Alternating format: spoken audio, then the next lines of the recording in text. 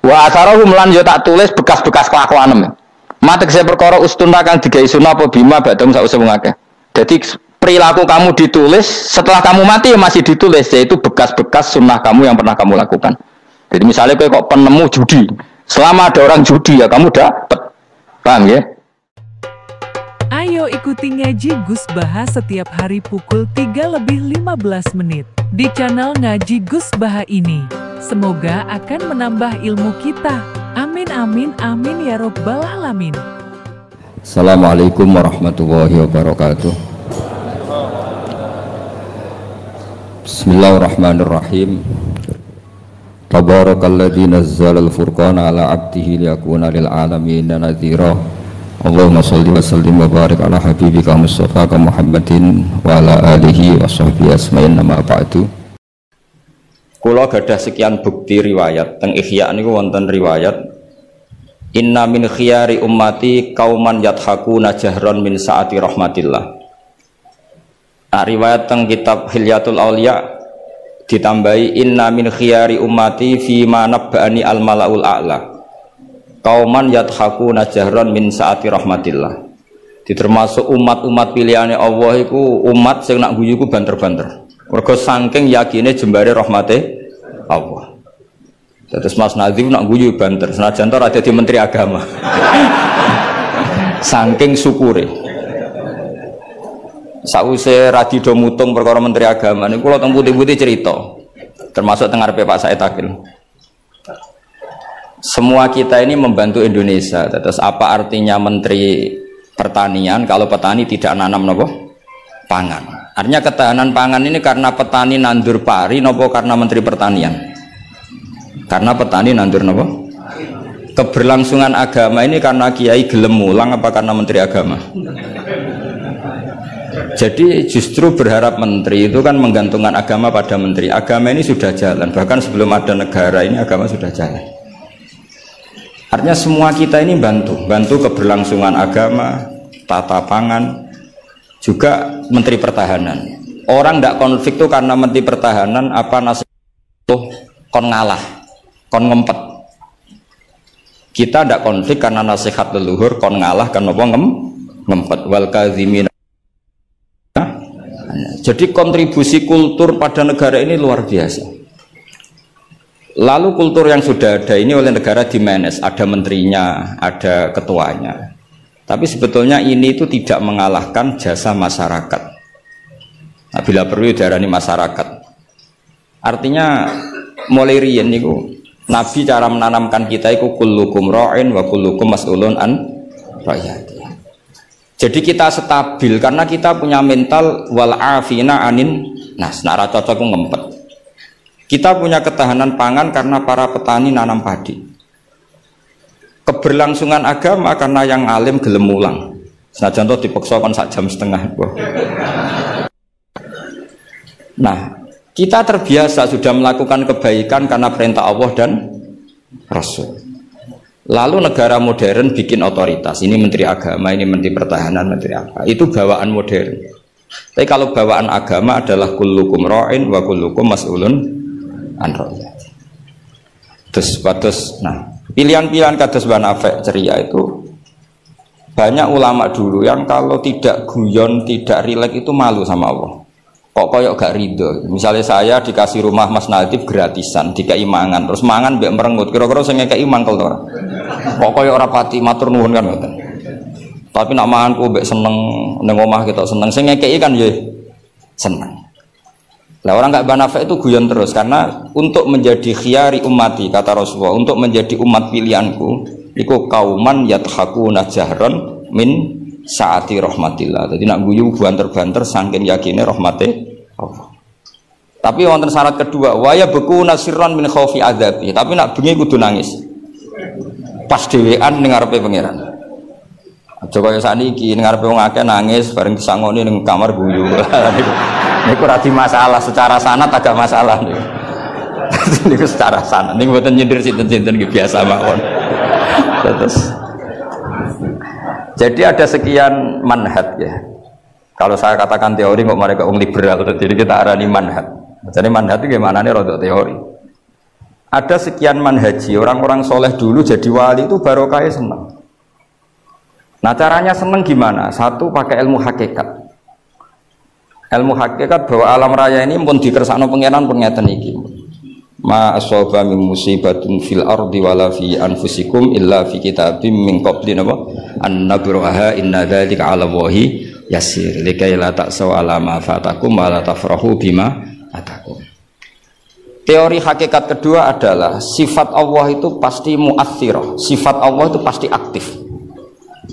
Kalau sifat Allah pasti aktif, pasti objeknya itu otomatis aktif.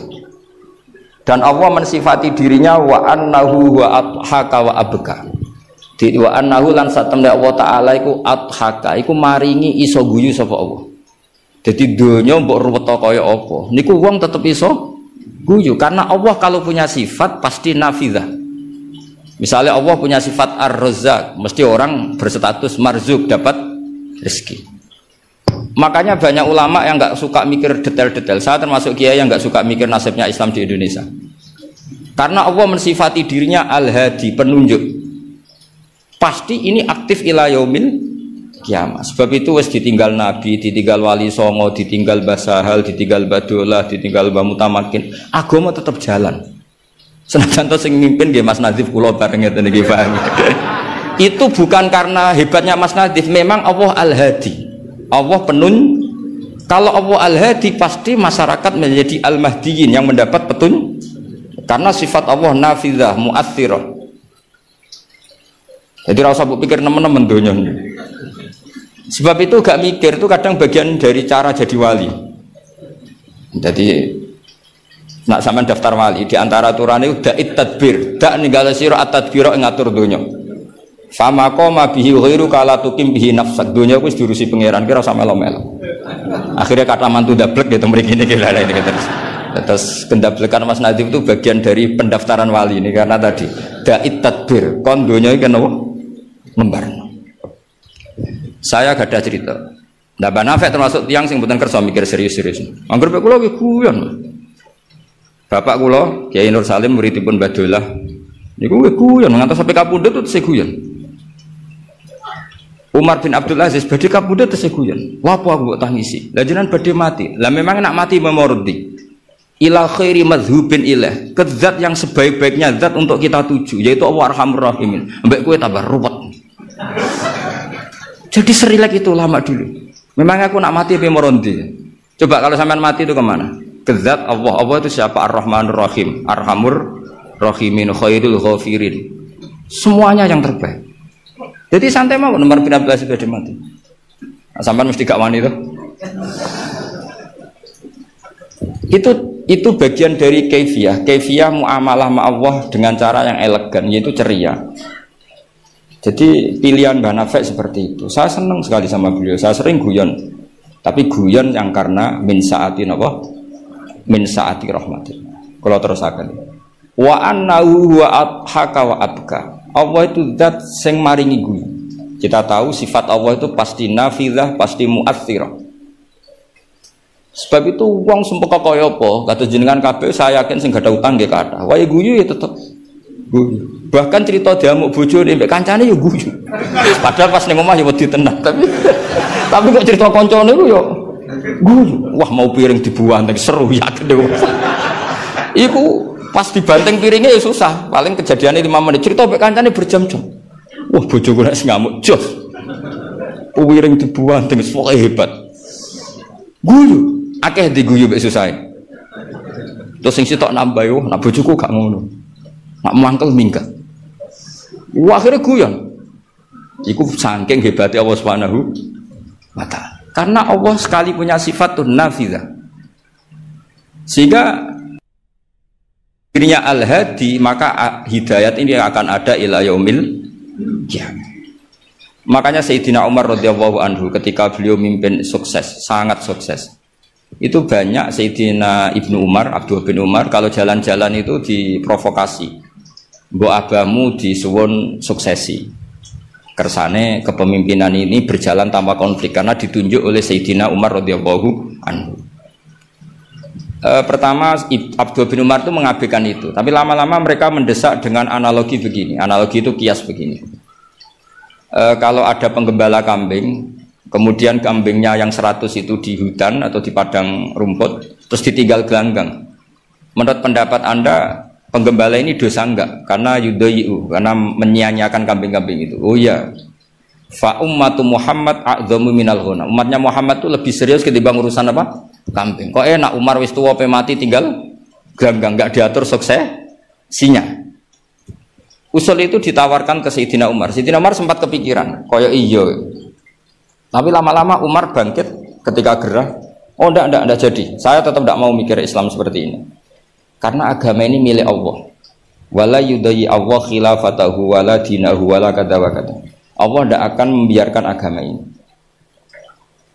Terus bagian dari iman adalah wong kadang ora oleh mikir detail. Karena sifatnya Allah pasti aktif. Coba jangan pirsa kan, agama ini pernah ditinggal Sayyidul Khalqi, Akramul Anbiya wal Mursalin, nggih jalan. Ditinggal para sahabat nggih jalan. Wali songo wis alim keramat, nasabe nggih top. Saiki disaingi mudin, panduane kompilasi hukum Islam. Iku ya agama jalan. Dhisik tanah ijek ombo, wong sering kelaparan kurang beras. Saiki tanah entek nggo omah, wong nggih luweh-luweh. Karena Allah mensifati dirinya Ar-Razzaq. Dan sifatnya Allah pasti nafidzah, pasti mu'athirah. Tetes kula suwun manhat kados Banafe ceria apa bukan berarti enggak mikir. Pancen itu mangkaifiah termasuk thariqah. Terus sing serius kados bahasa hal bagian dari thariqah. Sing penting wonten ilmune, ya saya ulang lagi, sing penting wonten apa? Ilmu. Wa annahu wa adhaka wa abka.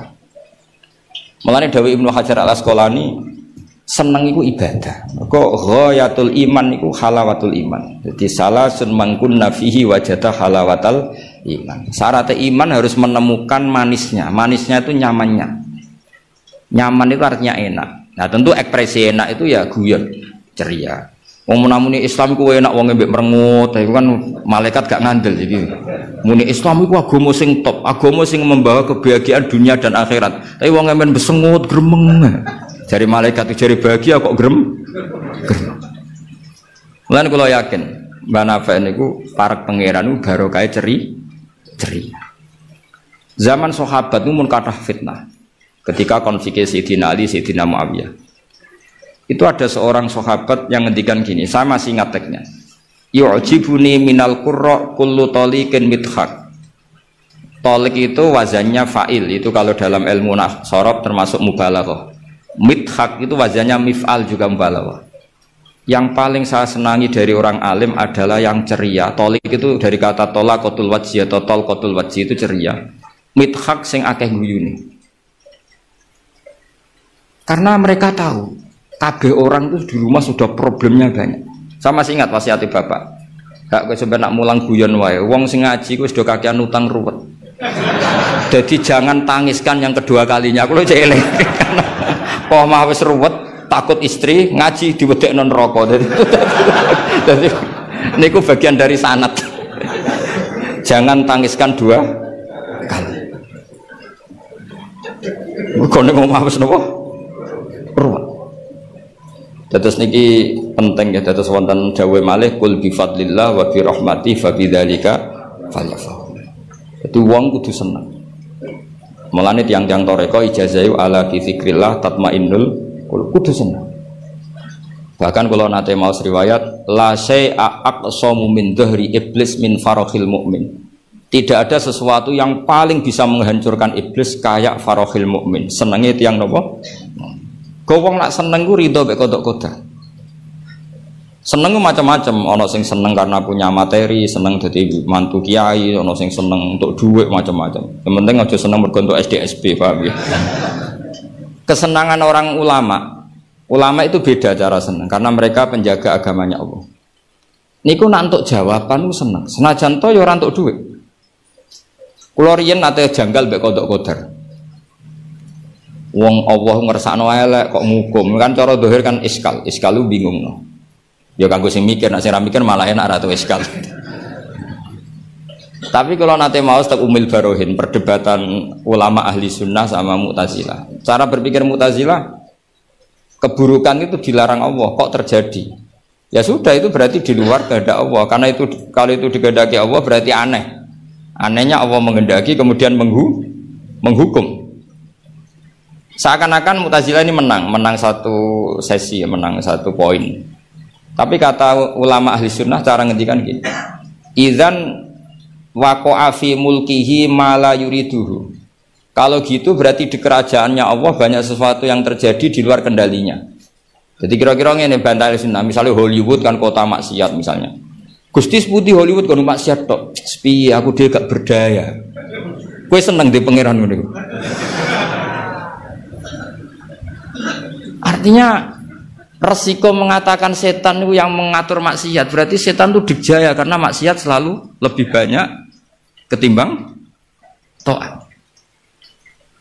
Makanya Ja'far Shadiq ketika ditanya Qadar ngendikan ngene, "Atarahu ayyuk syukurhan." Masa kamu melihat Allah ketika dimaksiati itu secara terpaksa? Jadi secara terpaksa gini, sakjane aku yo kepengin wong kabeh ku apik, tapi aku dhewe ora berkutik. Kan repot kalau Allah begitu. Ya Allah semua yang menghendaki khairihi wa syarrihi minallah. Tapi kita memahami khairihi wa syarrihi minallah dengan pemahaman khas ulama itu. Jadi mengatakan syarrihi minallah karena kedikjayaan Allah, bukan karena kita pecundang nak maksiat diisnatno ning Allah Subhanahu wa taala. Saya ulang lagi ya, kita bangga dengan khairihi wa syarrihi minallah bukan karena menisbatkan keburukan kepada Allah, enggak, tapi karena nisbatkan kedikjayaan Allah Subhanahu wa taala. Sehingga khairihi wa syarrihi semua dalam kendali Allah Subhanahu wa taala. Karena innallaha ala kulli syai'in qadir. Akhirnya seneng, jadi ahli sunnah aku seneng. Dibuli kaya apa seneng. Cuma saya repot ahli sunnah Mas Nadib tambah ahli sunnah aswaja. Jadi saya kira apa? An-Nahdiyah ditambah. Enggak tahu atau Islam Nusantara kata Mas Nadib. Tapi sekarang itu penting, tambahan An-Nahdiyah itu penting. Kenapa demikian begini? Di bahasa dunia itu hanya dua bahasa, Sunni dan Syiah lah. Sehingga perangnya Yaman ya disebut perang Syiah, Houthi, sama Sunni itu dengan makna siapa? Arab Saudi, yaitu Wahabi. Padahal cara ahli sunnah Wahabi itu beda dengan ahli sunnahnya NU atau saya ulang lagi ya, dari dalam bahasa dunia itu kan hanya ada dua kelompok besar, yaitu Syiah dan Sunni. Dalam bahasa dunia itu Wahabi, HTI, Muhammadiyah termasuk apa? Sunni. Bahasa dunia, bahasa jurnalistik. Nah, Mas Nadiem itu gak ingin dikembari mereka, makanya menambahkan azwaja an-nahdiyah. Hali ziyadah hada bid'ah amlah, tidak tahu saya. Tambahan ini bid'ah apa enggak? Kita mukul atau enggak.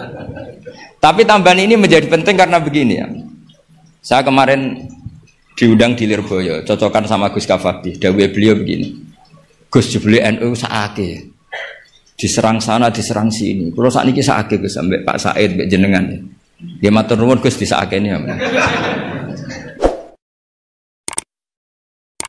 Ayo subscribe Ngaji Gus Baha Channel. Karena NU ini dikritik Syiah karena ikramus sahabah. NU kan khasnya ikramus sahabah. Syiah mesti tidak cocok. Tapi dikritik Wahabi karena NU nganakno khol, nganakno wasilah, nganakno ziarah kubur. Jadi NU itu digencet Syiah, ya digencet Wahabi. Nah berhubung sunninya NU itu beda karena kita wasilah, kita khaul, maka terus sama NU resmi kayak Mas Nadib. Saya ini NU kultural. Karena saya diangkat itu ya tidak tahu, hanya tahu-tahu dapat SK. Itu ditambahi ahli sunnah wal jamaah no an-nahdiyah. An-nahdiyah ini sebagai penegasan tadi.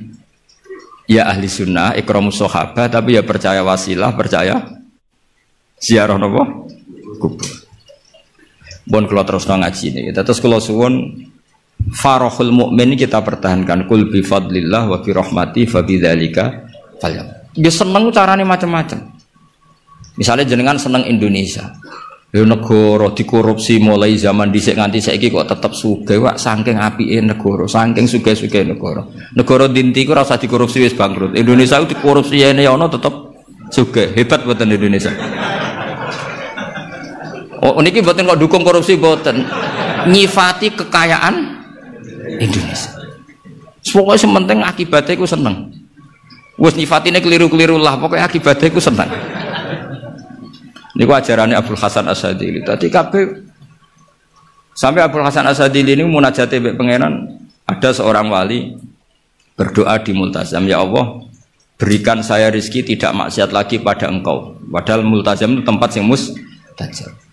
Terus jawabnya pangeran, nak wong ra maksiat, terus sifat ghafur ku tak gopo. Maksudnya kan terus ora ono gunane. Ghafur iku ora ono gunane, ghafur iku perkarane zat sing akeh nyepurane, jebule wonge bener kabeh. Akhirnya wali iku nggih mun Gusti mboten siyos. Ya terus nggih monggo mawon Mas, pokoke penting niki ngenang Mbah Nafek. Mbah Nafek seneng guyon, iki sampean tak wari cara jadi wali lewat jalur napa? Guyon. Lho mong teke riwayat itu inna min khiyari ummati. Sampeyan rasa takok hadis itu dhaif ta hasan baru. Sampeyan kaya Albani berarti. Sing jelas hadis itu wonten tentang ihya, kalaupun dhaif itu ya ta'ayyadu bil amal. Ngendikane ahli hadis, hadis dhaif itu umila bihi asal ya ta'ayyadu bil amal, terkuatkan karena menjadi perilaku ahwalnya ahli sunnah napa wal jamaah. Inna min khiyari ummati qauman yadhakuna jahran min saati rahmatillah. Di antara umat-umatku yang jadi pilihan iku nak guyu banter-banter min saati rahmatillah. Lu didolani kanca nak ketok guyu kan ya seneng sing didolani. Jajal sampean ketok melas. Iku sing didolani mikir nyangoni, paham nggih? Atus kula ora ngaji ku ya guyon terus. Jajal misalnya kula ngenes, iku kurang salam templek tapi. Wis pokoke repot kabeh, nek wong ketok ngenes iku repot kabeh. Artinya nek sampean seneng niate ngene iku ya jenenge ibadah ngoten. Nggih, napa inna min khiyari ummati napa kauman yadhakuna jahran min saati rahmatillah. Tapi mungkin nak dalu-dalu dhewean wa yabku nasirron min khaufi azab. Tetep dalu-dalu ge nangis. Piye-piye amale sampean ora cukup, nggo mlebu swarga ora cukup. Sing cukup namung fadhole Allah Subhanahu wa taala. Nah, cara seneng sing permanen itu apa? Ya tentu bil ilmi, dengan ilmu. Kula nu termasuk pengagum kitab Ibnu Hajar Al-Asqalani. Ibnu Hajar Al-Asqalani itu kalau nyifati Nabi itu, Nabi bukan sekedar punya al-jamalul wajhi, wajahnya ganteng enggak, tapi Nabi memimpin kita ke al-jamalul akli, kegantengan cara berpikir, keelokan cara berpikir. Misalnya begini, betapa tersiksanya kita kalau kita disuruh menuhankan Lata dan Uzza. Itu kan batu yang dipahat, bisa patah, tidak bisa apa-apa. Kayak apa tersiksanya kita yang berakal menuhankan batu. Begitu juga betapa tersiksanya kita kalau menuhankan Fir'aun. Dia manusia, punya mbah, punya kakek. Makanya kata Nabi Musa, Musa, Tuhan kamu siapa? Tuhannya langit dan bumi. Fir'aun masih bisa ngeles, yang nuhani bumi saya. Tapi ketika Nabi Musa ngendikan, Rabbukum wa Rabbu abaikumul awal, yang nuhani nenek moyang kamu. Itu pengawal Fir'aun langsung sadar, ini kok ada Tuhan balita. Karena kalau Fir'aun Tuhan, berarti mbah-mbahnya tambah Tuhan.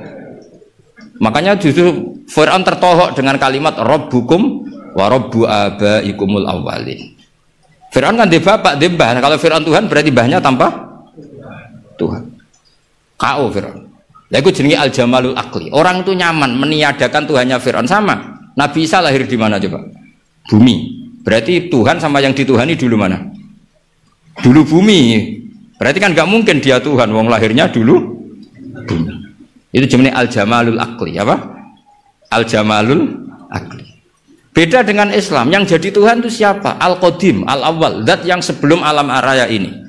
Kan nyaman, kan pantasnya Tuhan itu begitu. Masa Tuhan kalah dulu sama yang di Tuhan? Itu jenis al-jamalul akli. Orang menjadi nyaman. Akhirnya nak nyaman kakak tiang sinau ibu guyu-guyu dewi. Sementing radinceng wong darani stres, paham nggih? Karena setiap sinau kenapa guyu-guyu dewi? Karena dia menemukan al-jamalul akli atau al-iltizat al-akli, kenyamanan berpikir. Kan terus kita nyaman. Iya ya, pantasnya pangeran niku al-awwal, pantasnya pangeran niku al-qadim. Terus disifati lagi al-baqi atau bakok. Pantasnya pangeran enggak terkalahkan, maka dia abadi. Kan ora keren pangeran kok berdurasi kok menteri wae kok presiden. Jadi pantasnya pangeran yo bakok. Karena zat yang dijaya maka dia harus selamanya lah. Terus yang namanya yang paling hebat harus mukhalafatul hawadis, harus tidak ada kembarannya. Kerennya apa punya Tuhan kemudian tersaing?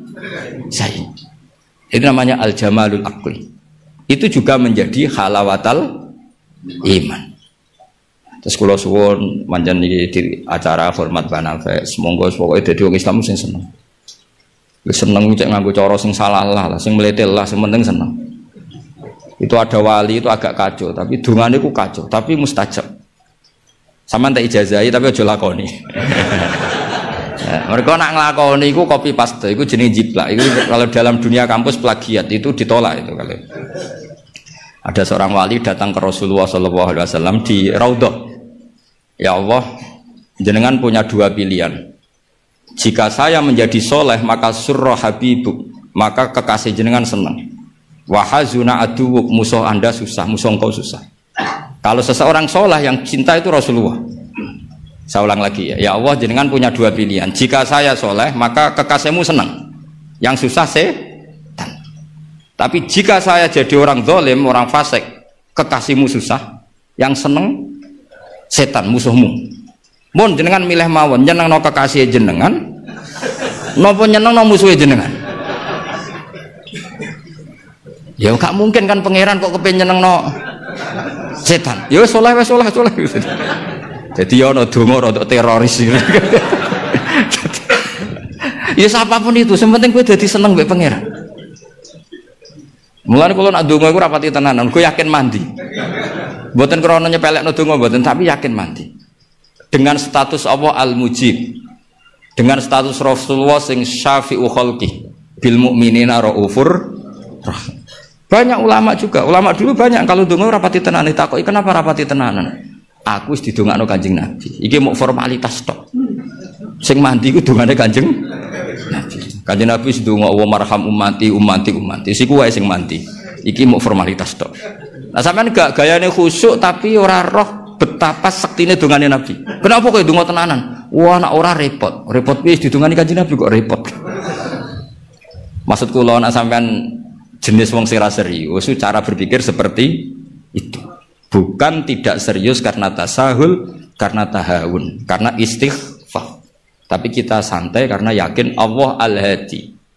Kalau Allah Al-Hadi maka sifat ini akan efektif ila yaumil qiyamah. Mulane dawuh Rasulullah sallallahu alaihi wasallam, la tazalu ta'ifatun min ummati zahirina 'alal haq, la yadurruhum man khalafahum.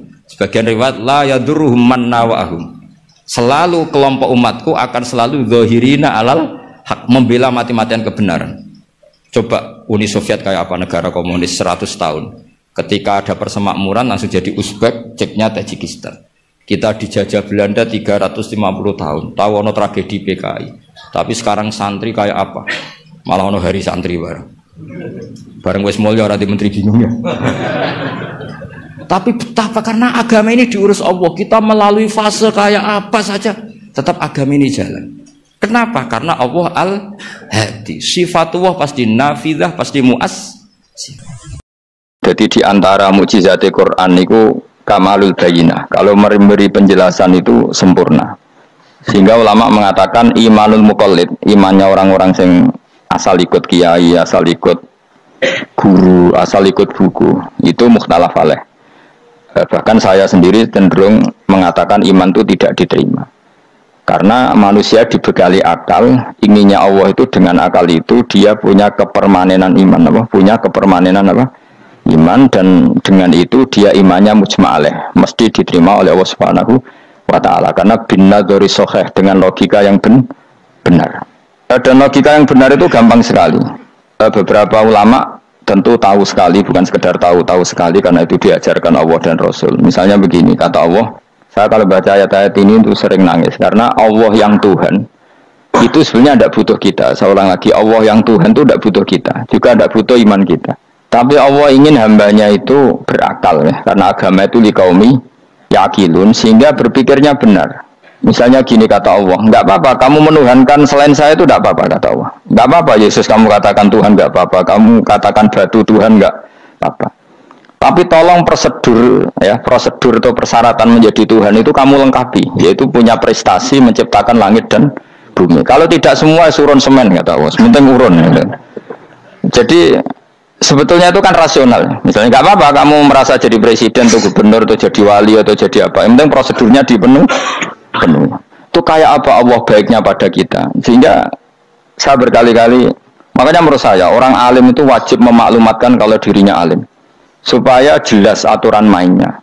Yang dilarang Allah itu kan memaklumatkan alim, kemudian ingin hadun nafsi, ingin salami template, dicucuk, dihormati, itu kriminal. Itu orang alim gendeng, sudah gendeng sekali. Karena khasnya orang alim itu tentu cari ridhonya Allah, bukan ridhol khalqi, bukan ridhonya apa? Makhluk. Makhluk itu la syai'a, ada siapa-siapa. Dan kita harus baku seperti itu. Kenapa kalau orang alim nggak memaklumatkan kealimannya itu dikatakan salah? Karena fungsi orang alim adalah membawa bayinat, membawa ayat-ayat Allah, bukan kepentingan apa? Pribadi. Makanya Rasulullah nanti duka ngendikan idza zuharatil fitanu wal bid'u falyudhiril alim ilmahu wa illa fa'alaihi la'natullah wal malaikati wan nasi ajmain. Jika zaman akhir banyak bid'ah, banyak kebodohan, maka orang alim wajib menampakkan kealimannya. Jika tidak, maka dia mal'un, dilaknati langit dan bumi. Karena sebetulnya logika tentang Tuhan itu gampang sekali. Saya ulang lagi ya. Saya punya sekian contoh betapa tauhid itu mudah. Jadi kalau ada orang bilang ikhlas itu angel, Gus, ya dia sendiri goblok karena nggak tahu logika apa. Ikhlas itu justru gampang. Misalnya kamu ngamal demi manusia itu umurnya hanya berapa coba? Kan pasti mati. Lalu kalau dia mati tidak berkutik, bagaimana Anda bersandar sama seseorang yang mati dan tidak berkutik? Sama-sama bersandar sama zat sing al-hayyul qayyum, sama zat yang abadi. Kamu latih terus akal kamu. Misalnya saya punya jamaah banyak, mereka itu kan nggak jelas surganya. Kok harap-harap syafaatnya piye? Soalnya jamaahku pun rokok kabeh. Kan nggak mungkin nyafaati saya. Atau mereka mlebu swarga kabeh, wis do sibuk kelon bidadari, mungkin ya ada ngurusi saya. Jadi dua kemungkinan itu sama-sama ada ngurusi saya. Mlebu neraka ya rasanya nyafaati, nek mlebu swarga do sibuk napa? Melani bidadari karena trauma di bojo elek melarat macam-macam. Sehingga kiainya aja wis ora takok Gus Bahan ndi wis ora takok. Wis ribet dhewe no. Ayo subscribe Ngaji Gus Baha Channel. Nah, tentu saya juga sibuk sowan pangeran sudah itu makom saya sudah sibuk sowan pangeran. Kowe pesta seks sing kula sowan pangeran. Wa swargane ayate pokoke inna ansa'na gunna napa insya'a faja'alna gunna abkaro bar kelon dadi prawan neh berarti keloni serepet. Kula insyaallah melok daftar sing fa'ama ingkana minal muqarrabin farohu warihan. Jadi surganya muqarrabin itu enggak ada sifatnya. Di situ enggak dibakas bidadari makan-makan enggak, tapi farohu warihan. Satu surga yang sifatnya rohani. Karena enggak bisa disifati. Tapi saya daftar di situ ya hanya beberapa jam. Baru itu gabung kon. Sawangane kok karo rasane wong ayu juga keberatan. Ya tapi saya tentu punya dua kelas, punya kartu premium dan ekonomi. Saya enggak tertarik lah daftar yang premium untuk nanti repot apa. Saya itu sering nangis kalau baca ayat seperti ini. Bagaimana Allah yang Tuhan kemudian tidak butuh apa-apa, tapi Allah saking baiknya itu membuat tatanan logika kita. Saya tidak akan bosan-bosan sampai sowan Allah. Bahkan andaikan saya masuk surga dengan faham ini, saya milih faham ini. Karena faham ini itu menguntungkan agama li'ilai kalimatillah. Sementara masuk surga itu hadun nafsi. Banyak ulama mengatakan, kenapa anda tidak ingin mati? Padahal anda mati masuk surga. Katanya, saya takut kehilangan momen sujud. Karena sujud adalah hak Allah. Sementara surga itu hakun nafsi. Keinginan saya. Tentu saya mendahulukan hak Allah ala hakin nafsi. Itu makam-makam yang, dan itu nggak bisa kamu copy paste. Orang yang pada kelasnya akan merasakan seperti itu. Dan kamu tidak perlu minat, malah paham. Jadi sudah dengar saja, apa? Dengar saja. Begini misalnya, saya berkali-kali bilang, kenapa ulama dulu? Saya ini kan di Sarang juga ngajar tauhid. Dulu saya ngajar kubrul yakiniyat di beberapa madrasah, termasuk di Sidogiri saya juga ngajar tauhid. Di sini saya ngajar tafsir, tapi yang saya titikkan juga tauhid. Begini, saya hidup di dunia ini terutama saya memang ingin menerangkan tauhid sebagaimana Allah menerangkan. Begini ya, Jubair bin Mut'im, saya tidak bosan-bosan cerita ini. Jubair bin Mut'im itu termasuk dahiyatul Arab, cerdas-cerdasnya orang Arab. Dia ditunjuk sebagai negosiator untuk membebaskan Asra Badrin, tawanan perang Badar yang kalah dan ditawan Rasulullah dan para sahabat. Kemudian harus ditebus dengan uang. Oke, disepakati. Terus singkat cerita Jubair bin Mut'im itu datang ke Madinah. Dulu karena tidak ada hotel, tidak ada penginapan, ya memang nginepnya orang musyrik itu di masjid. Ya sehingga itu lazim saja. Kamu tidak usah jadi liberal kemudian bilang musyrik boleh di masjid, ya tidak perlu seperti itu. Kamu juga tidak perlu goblok mengatakan nggak ada ceritanya orang musyrik nginep di masjid, karena ya ada tarikhnya seperti itu. Jadi tidak perlu goblok, ya nggak perlu liberal. Paham ya? Kalau kamu bilang wah, naono wong musyrik oleh nginep di masjid, kamu liberal. Padahal konteksnya dulu memang nggak ada hotel. Tapi kalau bilang nggak sama sekali juga goblok, karena sejarahnya pernah ada. Milih goblok apa liberal? Apa milih jelas? Nggak milih aja, ngaco aja. 01 apa 02 apa 00. Milih mana? Goblok, liberal, nggak milih. Nah, seketika Jubair bin Mut'im itu datang, gelalah Nabi itu sholat maghrib ngimami. Nabi baca surat Wattur wa kitabim mastur fi rabbim mansur wal baitil ma'mur. Kemudian di pertengahan surat At-Tur itu kan ada ayat yang menurut saya itu sangat bagus. Sehingga di kamar saya, di rumah saya itu tak figur ayat itu. Bahwa kita harus dilatih berpikir. Kata Allah memulai argumentasinya, am khuliqu min ghairi syai'in. Apakah kejadian alam raya ini seisinya tentu diciptakan tanpa sebab. Misalnya begini, alam raya ini kata orang nihilisme atau komunis atau orang-orang paham nihilisme, itu kan dimulai dari ketiadaan. Logika ini kan goblok sekali. Berarti kalau alam ini kadung wujud, kamu kan tahu kan langit bumi sekarang kan wujud.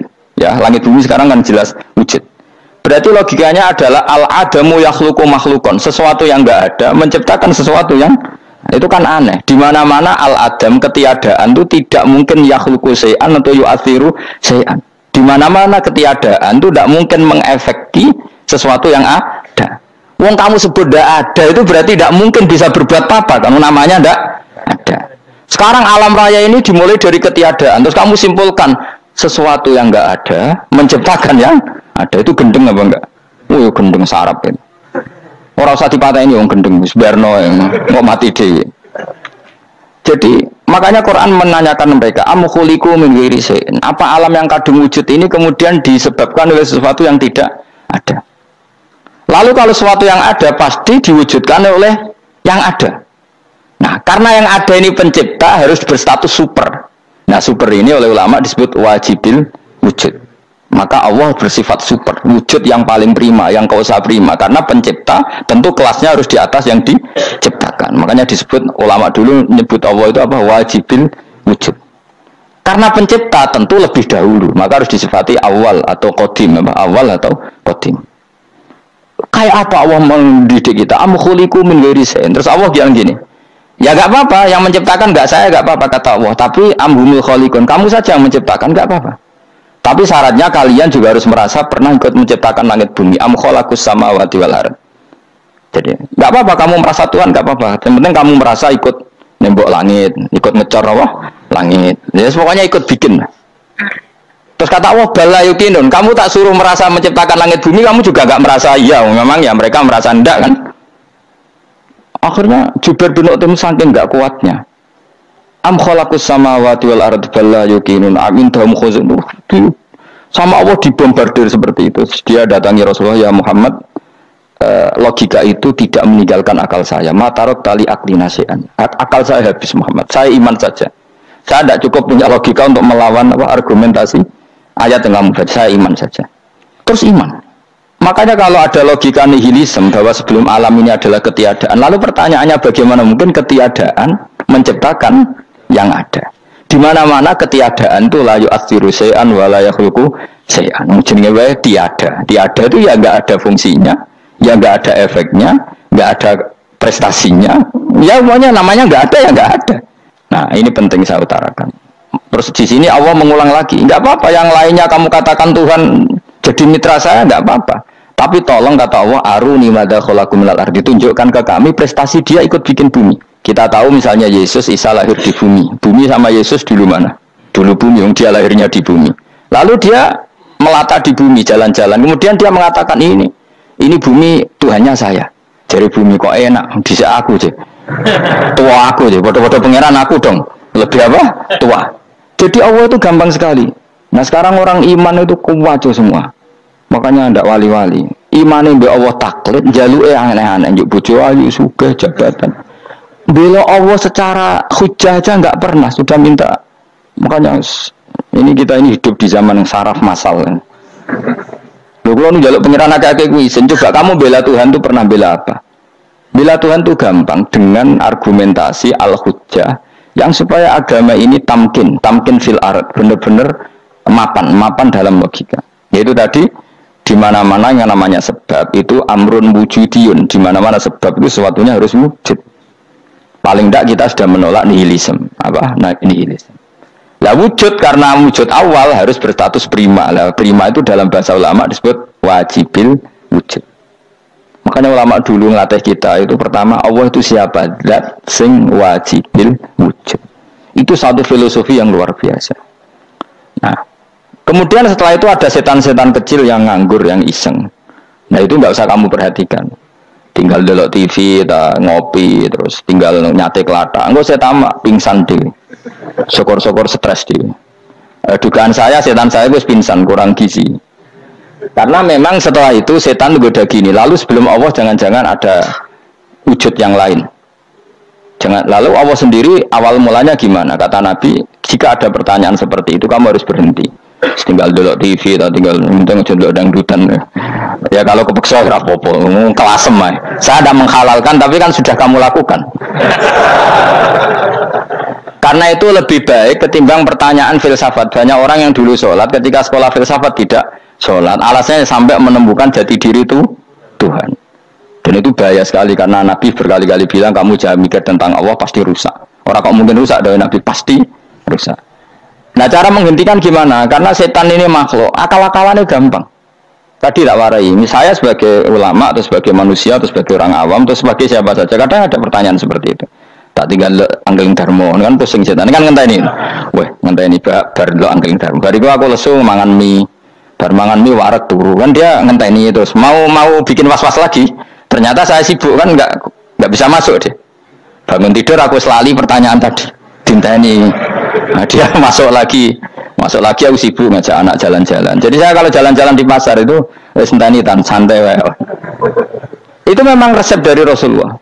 Jangan sampai orang terjebak filsafat yang sampai menanyakan eksistensi Tuhan. Dan dia tidak mau iman, tidak mau sholat, tidak mau puasa sampai menemukan Tuhan itu siapa. Itu jelas minas syaitonir rajim, itu perilaku setan. Makanya Rasulullah setiap ditanya sahabat gitu itu Nabi guyu-guyu. Dan guyunya Nabi itu kata Nabi, baguslah kalau kamu takut Tuhan kalah, kata Nabi. Nabi gojok gitu. Maka ada ulama yang punya seni berargumentasi, yaitu Imam Ghazali. Jika setan tanya kamu, lalu sebelum Allah jangan-jangan ada wujud yang sebelum Allah. Kata Imam Ghazali, ya itu saja yang Tuhan, yang Allah ini enggak jadi Tuhan. Ya berarti wujud sebelum Allah itu yang benar-benar Allah. Kalau kamu bayangkan lagi, jangan-jangan sebelum itu ada wujud lagi, ya itu saja yang benar-benar Allah. Sehingga tetap Allah itu menang terus. Paham ya? Yang jelas jangan sampai didahului Adam, karena kalau didahului Adam lebih ngeri lagi, karena sesuatu yang enggak ada menciptakan yang ada, itu lebih buruk lagi menurut akal. Menurut apa akal? Daripada kamu nggak salim Imam Ghazali, tinggal saja dulu. Tadi dulu sinetron, itu yang lucu aja. Tidak sih lucu-lucu. Dulu apa mencari Tuhan. Wah, saya aneh-aneh, saya mau goblok-goblok, saya lucu-lucu, saya perane wong apa? Saya sering diproses saya. Gus Salim jenengan kok sering dulu sinetron, ono dialog wong goblok-goblok. Wong goblok itu menarik cara kula. Apa ya? Cara pandangnya di luar dugaan saya, karena lalu berkali-kali loh kalah wong goblok. Itu makanya. Ini tak cerita nih, beberapa kali yang cari Gus Wak cerdas, berkali-kali kalah wong goblok. Ada seorang santri itu ingin dibelikan bapaknya itu sepeda motor. Bapaknya wong desa, senengane ngrumat sapi wedhus. Nah, menurut saya ya orang tuanya itu mampu lah, sangat mampu untuk beli itu. Pak buat ditukokno mawon wong sepeda motor. Kata bapaknya, "Anakku njok mondok tak goblok, Gus." Wong njaluk kok sepeda motor, njaluk mobil ora ya goblok. Lah kok goblok, Pak? Jenenge donya iku Gus, sing lahirno donya kok sapi ndek anak, wedhus ndek anak jenenge donya. Di mana-mana jenenge donya sing lahirno donya. Iki donya kok mangan donya. Mergo motor iku kan tuku bensin, mobil. Iku cara dekne iku goblok Gus. Batin berarti kabeh kiai goblok perkarane tuku donya sing ngentekno donya. Cara dekne donya iku sing lahirno dunia. Kok pinter gitu. Untungnya saya ini ulama ya, ahli tafsir ya malu. Saya kalah itu ya malu. Tapi saya sebagai orang objektif fair, itu teori benar apa? Jadi dunia gue ya sing lahirno dunia kok mangan dunia gue goblok. Untungnya dia dengan saya itu jaraknya 5 kilo 7 kilo karena 7 kilo. Lala dia diterkon sepeda motor, aku tetap mau kalah. Pak, nanti jalan kaki saja. Karena kalau pakai motor ini kegoblokan kata saya. Terus mendingan nih, loh Gus mau kalah tadi.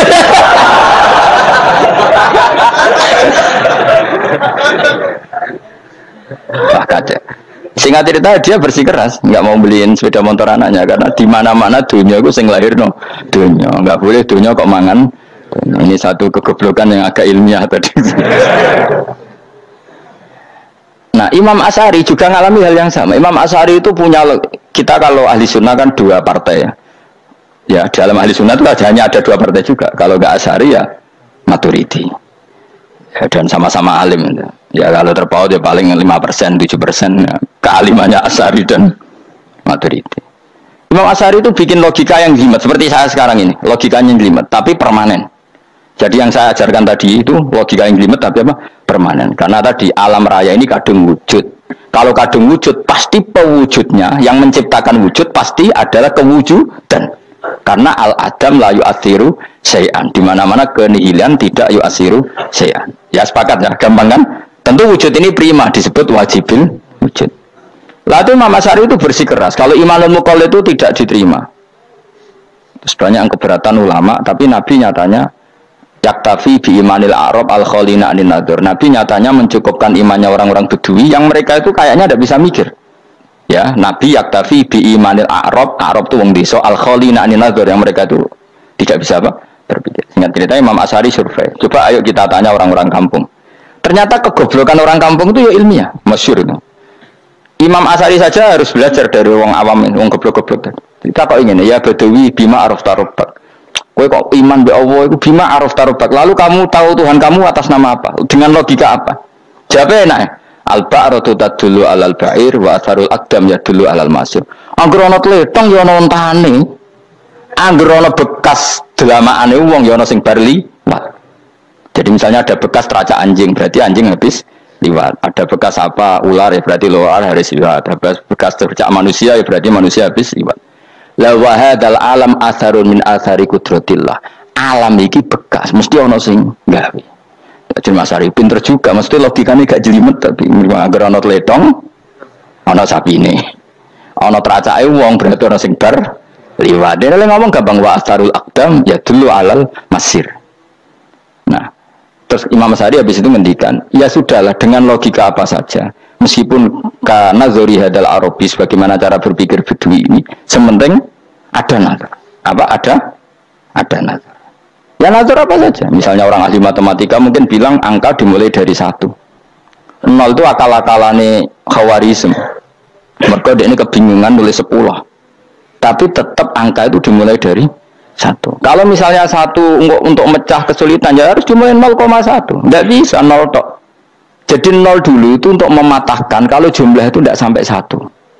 Tapi faktanya jumlah itu kan pasti 1 karena dimulai dari wajibil wujud. Ayo subscribe Ngaji Gus Baha Channel. Khawarizm itu ya pinter matematika. Saya juga punya ilmu hisabnya Khawarizm. Itu kan dia karena kebingungan angka pecah. Misalnya 1 tidak sampai 2, mau tidak mau harus ditulis 1,5 misalnya. Paham ya? Lalu kalau sebelum 1 tetap dia harus 0,5. Lalu hakikat 0,5 itu kan bagian dari wujud apa bagian dari Adam? Tetap bagian dari wujud. Jadi 0,5 itu kan khayal kuliah. Tak warai ya. Mungkin saya ada ahli matematika ala wong kampus, tapi saya tahu kan ala Islam itu lebih gampang. Misalnya gini. Sesuatu itu kadang kamu putuskan itu satuannya 1. Tentu ketika separuh kamu katakan baru separuh. Tapi sebetulnya ketika satuan itu kamu katakan 10, yang separuh itu sudah 5. Itu kan terserah sing bagi, no? Terserah sing bagi. Ya iya dong, misalnya 1 juta, 5-nya artinya apa coba? 500.000 kan. Sekarang kalau 100.000, 5-nya jadi berapa? 50. Kalau 1,5 jadi Nah itu kan terserah satuannya apa? Tapi tetap dari 0,5 itu tetap menunjuk sesuatu yang wujud, yaitu 5-nya sebetulnya apa? 5 yang separuh tadi. Paham sih kalau maksud? Tetap nggak bisa sesuatu dimulai dari apa? 0. Nah, makanya kata Abdul Hamid Khan kalau dalam mendidik tauhid, itu gampang saja tadi. Alam raya ini kadung maujud, kalau kadung maujud pasti disebabkan oleh sesuatu yang wujud. Karena wujud pencipta harus berstatus prima. Lah prima ini atau premium ini kita sifati wajibil wujud. Atau kamu katakan apalah kausa prima atau musabbibul asbab. Nah kelirunya kita dalam berislam itu, kritiknya para ulama, kita ini nyebut Allah dulu baru menceritakan status Allah. Kalau zaman Nabi itu dibalik. Status wajibil wujud itu kita terangkan dulu, baru yang oleh Islam itu namanya Allah. Paham ya?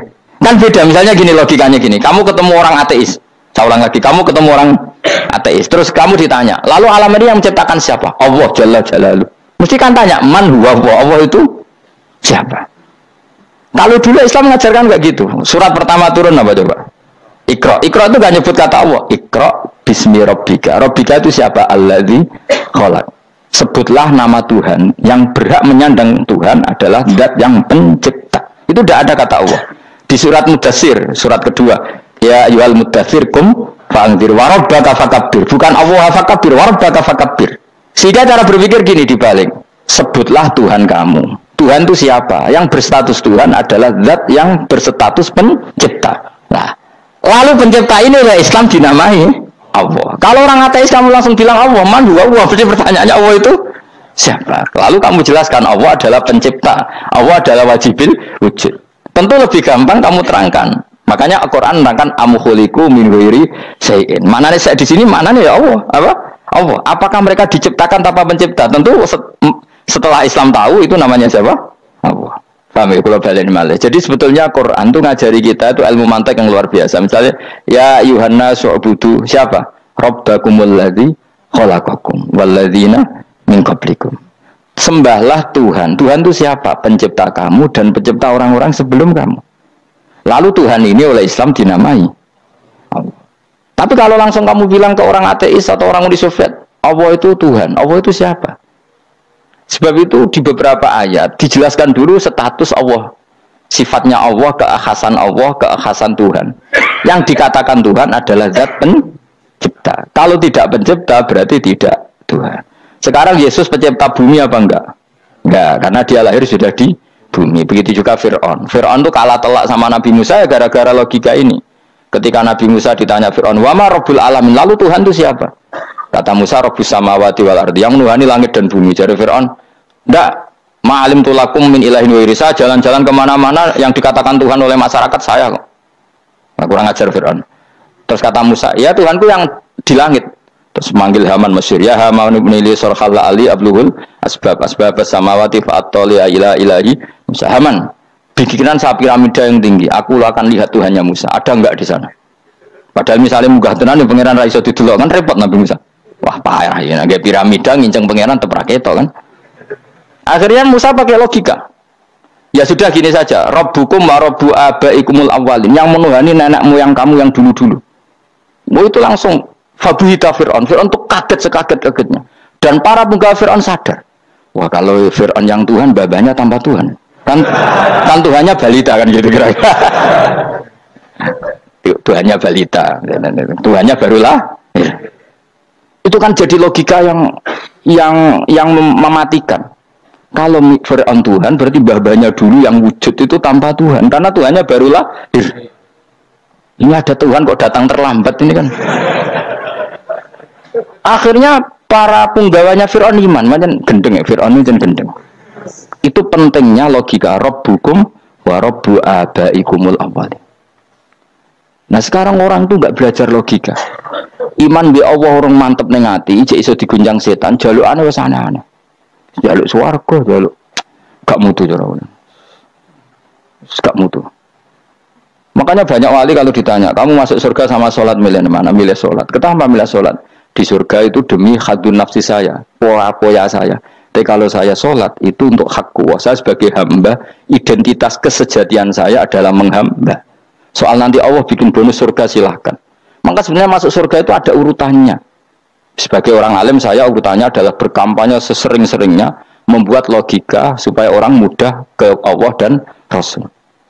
Makanya di Quran tuh gak ada orang disuruh masuk surga dulu tuh, ya Tuhan nafsul mutmainnah irji'i ila rabbiki. Kamu kembali ke Tuhan kamu dulu. Bahwa kamu makhluk yang butuh Tuhan. Fadkhuli fi ibadi. Kamu masuklah berstatus hamba dulu. Kesestatusan Anda sebagai hamba ini matangkan dulu. Bahwa saya ini hamba. Dibuktikan dengan suka sujud, suka ngamal, suka sedekah, suka tawadhu. Saya sebagai orang alim sebenarnya gak suka mulang. Karena takut. Nak kue pinter kok nyanyi aku, nak goblok sawangannya metodeku gagal kan dua-duanya ini merugikan saya sebetulnya. Saya ulang lagi ya, nak pinter kayak nyanyi aku, kan ya mungkin juga senajan rodo mokal mungkin, sanggup aja rodo mungkin. Pemenang nak sing ndik kan ya, biasanya kasut tuh ndik. Mau itu sebenarnya rugi semua, tapi Allah yang memerintahkan hak wong alim kudu mulang. Perhitungan itu tak buang semua. Sing ape nyanyi monggo, sing tetap goblok gitu. Monggo, semoga Allah ngutus mulang ya napa? Mulang.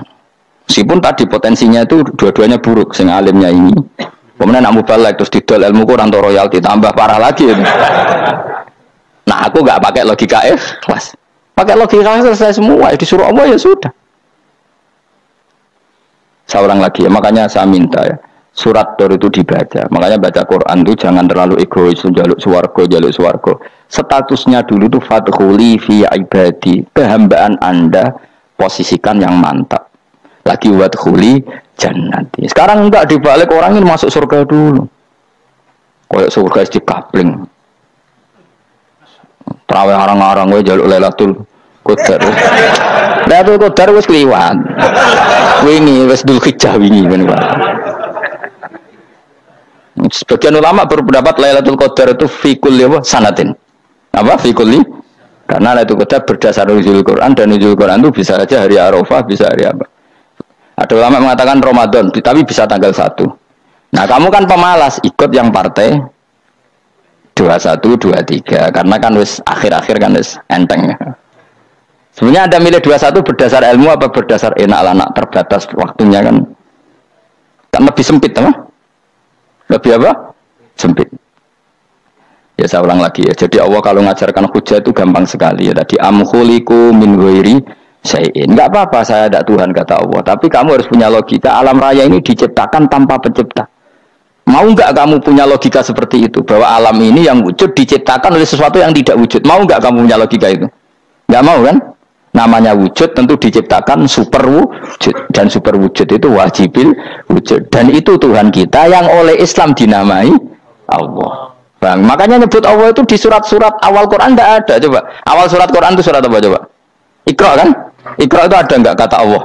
Enggak ada. Iqra bismi rabbika. Rabbika itu siapa? Allazi khalaq. Surat Mudaththir sama, ya ayyuhal mudaththir qum fa'anzir wa rabbaka fakabbir. Ya sudah seperti itu. Ya Yohana su'abudu rabbakum itu siapa? Alladzi khalaqakum. Nah kita ini keliru metode.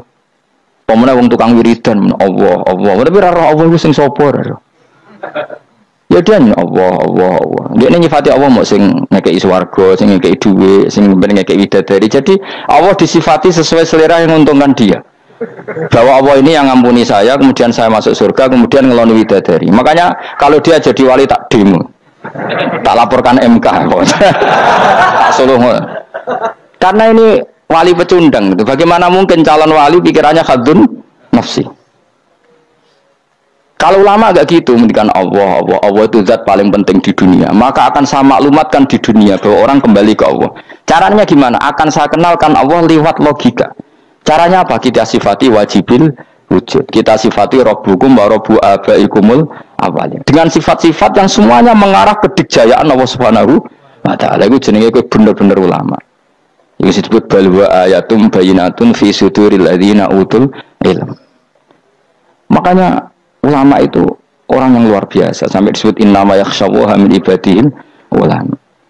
Ahli ibadah itu rapati wedi pangeran. Masuk wiridan istighfar nangis rapati wedi pangeran, gayane tok nangis. Karena sebenarnya dia nangis itu dirambu swarga. Rambu swarga gak iso ngloni. Dari itu aja orientasinya itu saya. Makanya bener kan Nabi nak gojlok orang alim satu itu lebih utama dibanding 1000 ahli ibadah. Bahkan Nabi pernah ngendikan sangat ekstrim. Fadlul alim alal abid ka fadli ala adnakum kata Nabi. Keutamaan orang alim dibanding ahli ibadah itu sebagaimana kelas saya kata Nabi dibanding kelas terendah kalian.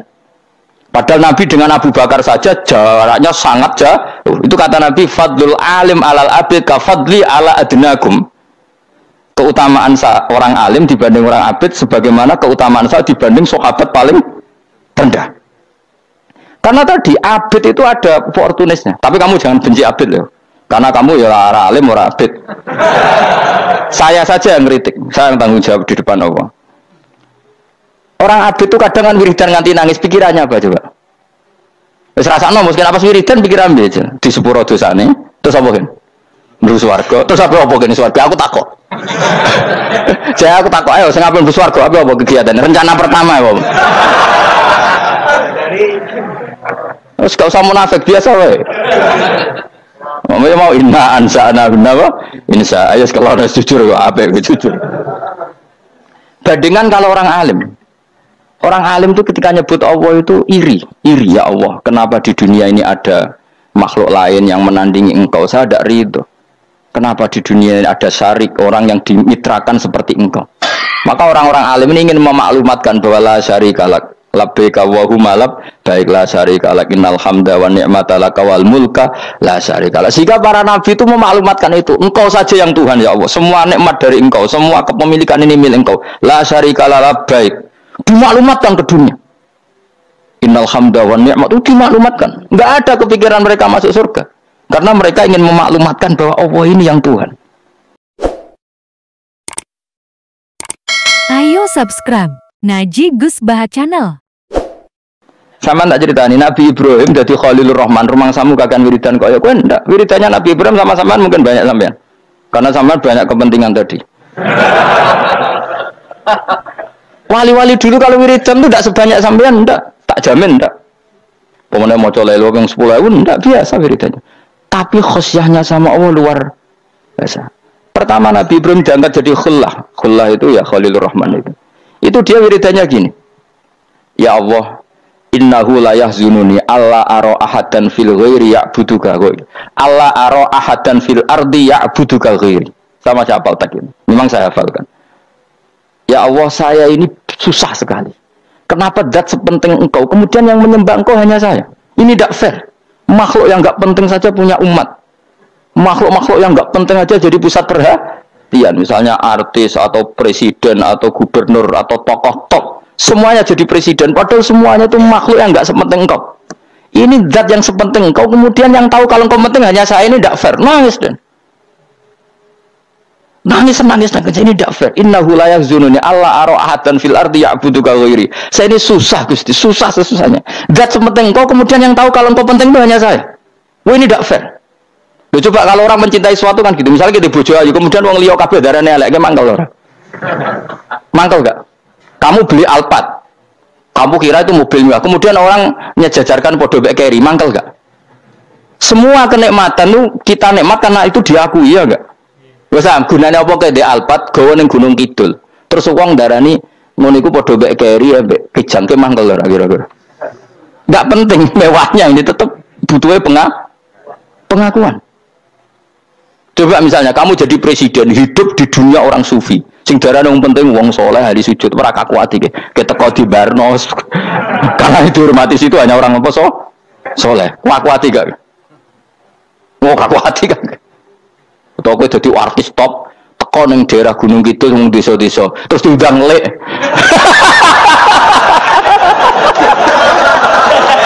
Oh, mangkel kae. Le bayang dong.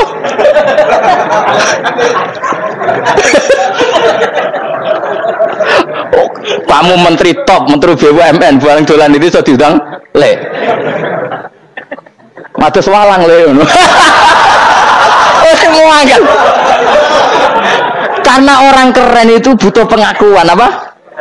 Wes misalnya di bojo ayu terus wong liya kabeh darane elek mangkel gak? Sebetulnya orang merasa nikmat itu karena pengakuan. Bayangkan andaikan orang itu melihat Alphard itu tidak wow. Orang punya Alphard gagah enggak? Oh, enggak gagah. Kalau orang lain enggak bilang apa? Oh. Ya mau misalnya di Gunung desa terus Orang desa nganggap kok model tepak terus saya mau badhe numpang wedhus kula angsal Pak. Gak gratis. Habis kan. Makanya branded itu harus dimaklumatkan. Nah, itu bayangkan Nabi Ibrahim. Zaman itu ada Raja Namrud yang dipuja-puja, ada orang kaya dipuja-puja. Kemudian engkau yang Tuhan, pemilik langit bumi, tidak ada muja-muja engkau. Ini tidak fair ya Allah. Nangis. Orang kok kowe eling pangeran sak jam swarga Gusti. Dasar gak bakat wali.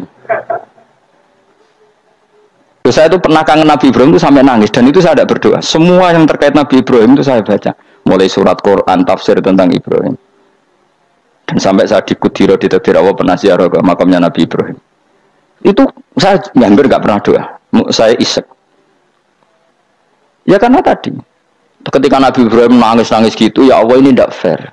Engkau zat terpenting di alam raya ini, kemudian nggak ada menuhankan engkau, nggak ada merhatian sama ini tidak fair. Susah sekali, karena yang tahu engkau Tuhan itu saya tok. Masyhur itu sama Allah, karena Ibrahim nangis-nangis itu terus sama Allah diterbangkan ke langit. Disebut wakadzalika nuri Ibrahim malakutas sama. Di langit ada jutaan malaikat sujud, jutaan malaikat ruku, jutaan malaikat baca tasbih. Nabi Ibrahim, oke Gusti kalau gini ya benar, ini baru benar kata.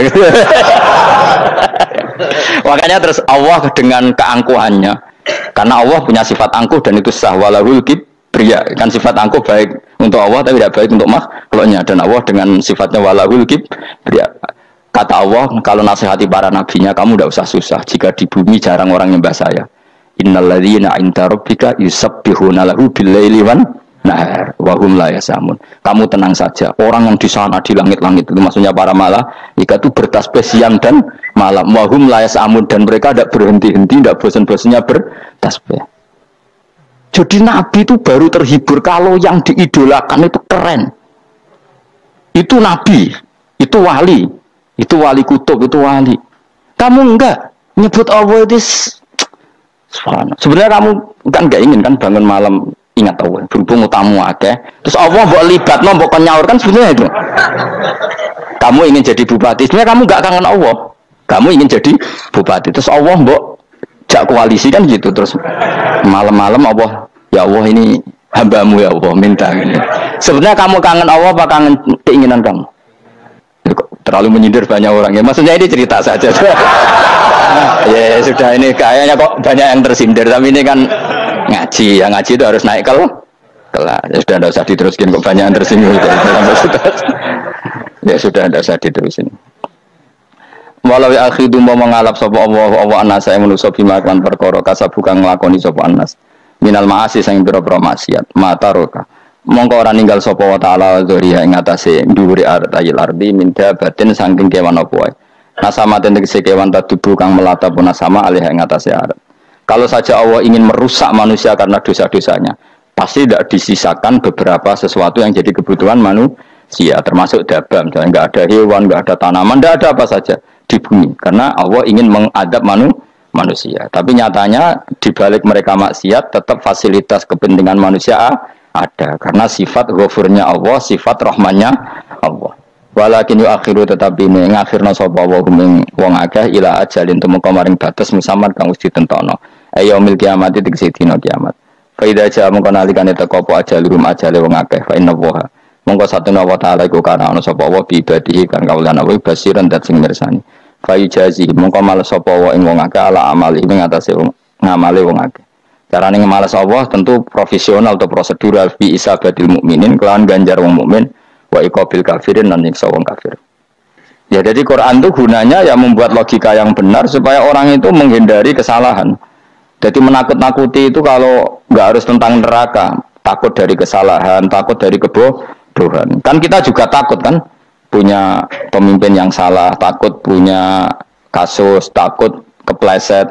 Ketakutan nggak harus dari neraka. Makanya saya berkali-kali bilang, saya sering dulu dinasihati Mbah Mun, yang aku kena alim lu, ojo sering maca tafsir, mari goblok dari Mbah Mun. Maksudnya mari goblok itu gini, mufassir itu manusia, kadang dia itu satu ayat umum, dia mendiktekan ke satu kasus, padahal kasusnya lebih umum. Makanya berkali-kali sama nani umpama ini, contohnya ini, karena nanti itu mengikat. Misalnya gini ya, saya ulang lagi ya, dan gayamu kayak wong alim. Coba andekan kapasitas Anda itu RT, minta jadi presiden, itu ngelama apa doa? Tidak, jawab saja. Ngelama. Jatah kamu untuk azab, kok jaluk Lailatul Qadar, itu ngelama apa Anda? Mestinya jalukmu orang untuk azab itu bagus sih. Paham ya? Banyak ulama diajak istisqa gak mau. Banyak itu ulama. Ayo istisqa kita karena sudah lama gak hujan. Kata ulama tadi, jatah kita ini kena hujan batu dari langit. Gak hujan batu sudah bagus, gak usah minta. Ulama itu macam-macam. Lah rai-rai ngene iki pantese entuk Lailatul Qadar apa entuk azab ayo jawab. Orang entuk azab wis bagus. Ya dadi dongane ya Allah.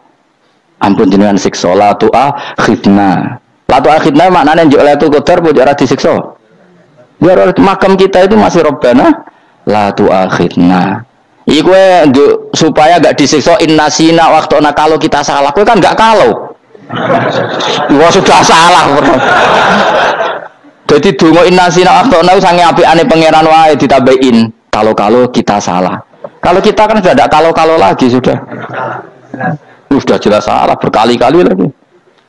Mbok wong diisin. Yo lak jaruk Lailatul Qadar gak diisin. Tapi ya oleh pangeran apian. Pangeran kan tapi misalnya pengiran ora aku, luwe apian timbang aku. Jadi soalnya disahno permintaan. Tapi gak dikabulno. Mau disahno, tapi ora usah apa? Disahno iku iman jalin dan goblok piye meneh, macam-macam. Makanya doa paling fair itu ya Rabbana dzalamna anfusana wa lam taghfir lana wa tarhamna lanakunanna. Makom kita itu di sepuro pangeran. Sing bener donga tarawih-tarawih lho ning Tuban ning Jogja wis bener. Apa innaka afuwun karim tuhibbul afwa fa'fu anna. Ora ana guru-guru kita ndonga ya Allah anilna lailatul qadar ya Allah ka ono saraku iki kita ana ngajarno ngono ya Allah innaka afuwun karim tuhibbul afwa fa'fu anna. Jenengan kandat sing kathah nyepurane lan seneng nyepuro impun jenengan sepuro. Iku bagus sudah bagus. Kok lailatul qadar gresik ndelok srengenge. Terus ndelok angin. Hampir angin daerah Gunung Kidul banter terus anak-anak. Wong tahu diri, maksud kula dia tetap minta Lailatul Qadar tapi tahu diri. Misalnya suwe bar sedekah, puasa bar salat 1000 rakaat, terus utang mesti sahur, ambek sepuro togo-togo sing mbok dolimi jaluki sepuro. Pas kowe tenan mergo ngrasa ora dolim, nduk Lailatul Qadar. Tapi kira ngrasa ora dolim wis ujub sombong. Wong sombong ora berhak meraih. Lah terus piye Gus? Ora biasa wae, biasa. Makom kita ora kena adab itu sudah luar biasa. Ora penuh adab piye. Wis ngene iki luar biasa, no? Luar biasa. Mun nang ngandel kula, mesti ngene iki keadaan seperti ini terus. Soale dengane wa Rabbana la tu'akhidna in nasina wa akhtana. Itu jadi itu sudah luar biasa. Nah, ini kan teruskan dawuh Mbah Mun ya. Misalnya Allah bilang gini, fattaku, maka takutlah kamu. Biasanya mufasir ditambahi minan nar, maka takutlah kamu masuk. Sebetulnya yang perlu dihindari dari kita takut itu ya, takut salah, takut bodoh, takut tergolimi, takut mendolimi orang lain, takut hidup tidak ada gunanya. Tapi mufasir tentu milih yang populer, takutlah kamu dari api neraka. Coba misalnya gini, kita nanti masuk surga. Kemudian zaman di dunia kita tidak pernah berkampanye ya atau berkontribusi untuk agama Allah. Cara saya itu izin. Kata Imam Malik, saya masuk surga, kemudian orang yang mencintai saya masuk surga itu saya malu.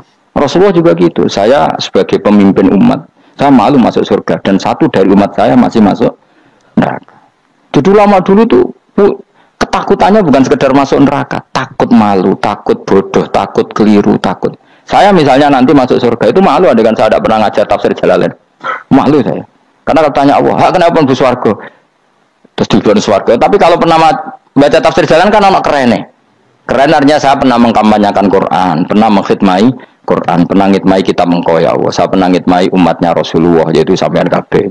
Pernah mulang, pernah sowan. Saya tiap bulan sowan jenengan gak sopan tau ya. Mulane kira sambal sowan rono malah ganggu aneh-aneh. Kadang santri yo pidol, wis diulang cek sowan. Orang tuh kiai kalau sudah di rumah tuh milik keluarga biar fair. Bermulang cek assalamualaikum. Terus kiai ini kagok keluargane ku kapan? Gue mikir bocah orang karu-karuan.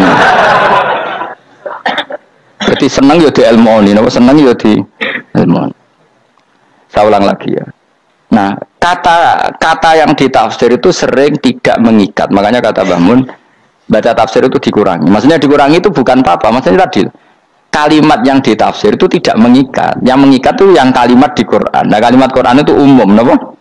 Misalnya gini, Allah lalu gini, ikdilu, kamu harus berbuat adil. Lalu adil itu misalnya mufassir menafsir, adil itu menyamakan di antara dua orang konflik. Misalnya di MK 01 dan 02 dianggap sama, itu namanya adil. Itu kan dawai mufassir. Atau misalnya gini, Allah bilang gini ke saya, hak kan ada di kiai sing adil. Terus adil ditafsiri orang, adil itu menyamakan sesama murid, haknya sama. Nah, tapi bisa saja adil itu di luar itu semua. Misalnya gini, ternyata adil menurut Allah gini, adil maknanya seimbang, apa? Adil itu maknanya apa? Seimbang. Lalu keseimbangan seorang hamba adalah dia ingat Allah lebih banyak. Karena ini bandul yang benar-benar nyata. Allah itu nikmatnya nyata. Sehingga ketika saya sebagai orang alim ingat saya alim itu karena Allah, dikasih ilmu Allah, dikasih cerdas Allah, dikasih semuanya dari Allah. Sehingga saya itu tidak merasa kumuluhur pada kalian karena semua ini dari Allah. Kemudian Allah sendiri yang memerintahkan, kamu harus mengajar. Maka saya ada Arab-Arab salam templek sampeyan, penghormatan sampeyan, apresiasi sampeyan karena saya hubungannya hanya dengan Allah Subhanahu wa ta'ala. Itu namanya adil, meletakkan sesuatu proporsional. Itu juga adil namanya. Makanya seseorang itu nggak bisa dikatakan abid selagi belum tahu kalau ibadahnya minallah. Jadi misalnya ke ibadah tok, ternyata kamu yakin itu ibadah kamu, amal kamu itu belum abid. Abid hakikat adalah alhamdulillah alladzi hadana li hada wa ma kunna linahtadiya laula anda tahu. Ketika kita sujud yakin ya Allah alhamdulillah jenengan menakdir saya sujud. Saya sholat alhamdulillah engkau menakdir saya sholat. Sehingga minallah dulu pikiran itu semua kebesaran kebenaran ini minallah dulu. Baru setelah minallah kita yakin billah. Setelah billah juga yakin ilawah. Misalnya gini ilawah itu. Setelah saya ngajar tafsir Jalalain, kepentingan saya satu. Hamba-hambanya Allah menjadi tambah mencintai Allah. Tidak mencintai saya, enggak penting sampean mencintai saya. Makanya Imam Syafi'i tiap ngajar bilang begini. Wadittu annal khalqa ta'allamu hadal ilma wala yahmadunani. Saya senang kalau kalian belajar fikih sama saya, tapi kamu tidak usah muji saya. Jadikan fikih ini alat taqarrub kamu kepada Allah. Itu namanya minallah wa ilallah. Itu adil. Tapi adil yang dijelaskan ulama beda-beda tadi. Ada mengatakan adil adalah proporsional antara murid, antara keluarga dan murid. Meskipun kamu senang mulang, jangan merantarkan keluarga, itu tidak adil. Itu kan versi, no? Maksudnya Mbah Mun, kamu jangan terjebak versi-versi dalam tafsir. Paham ya? Karena Allah hanya ngendikan i'dilu wa aqrabu. Paham ya? Tapi kan penjelasan adil ini orang versi. Paham ya? Ada yang nulis adil adalah meskipun mimpin masyarakat ya ingat keluarga. Karena sing tukang wayo oleh nafsirin adil adalah karena laki tidak cukup istri satu maka itu kan ya repot kan. Tapi kalau kadung istrinya 3 atau 4, adil adalah harinya sama meskipun janda dan perawan. Jadi sing lanang gak adil adalah proporsional. Sing wis suwi dikumpuli dikurangi. Yang baru ya mungkin nggak kalau nuruti.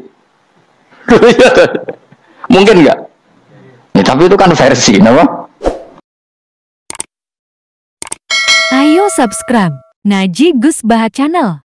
Maka kata Mbah Mun itu memang saya itu merasakan, saya sebagai mufassir merasakan memang saya kan sering baca Jalalain beda dengan tafsir Munir, nanti beda dengan tafsir Qurtubi. Saya beri contoh misalnya.